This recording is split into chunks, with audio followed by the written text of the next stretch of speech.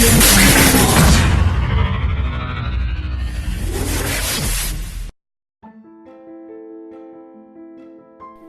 دلیل افزایش وام ازدواج به 30 میلیون تومان در مناطق فقیر و محروم برخی استانهای ایران، خانواده‌ها در حال فروش دختران خود هستند.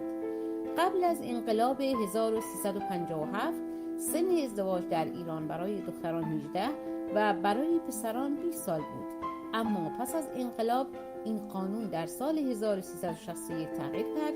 سن ازدواج دختران 9 سال و پسران به 15 سال رسید. بر اساس آمارهای بانک مرکزی در 6 ماه اول امسال ازدواج افراد زیر 15 سال 4 برابر سال پیش بوده است. برای دریافت وام این ازدواج‌ها باید در دفترخانه ثبت شوند و پس از آن زوج‌ها 60 میلیون تومان وام دریافت می‌کنند.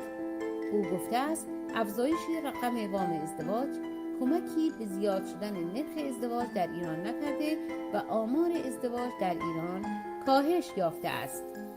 در یک دهه اخیر نزدیک به 400,000 دختر زیر 15 سال در ایران ازدواج کردند.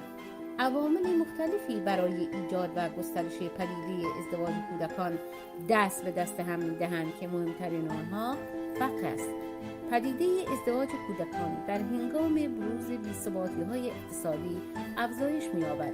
به همین دلیل این پدیده مخصوص طبقه ضعیف جامعه است، نه طبقه مرفه و نه حتی طبقه متوسط.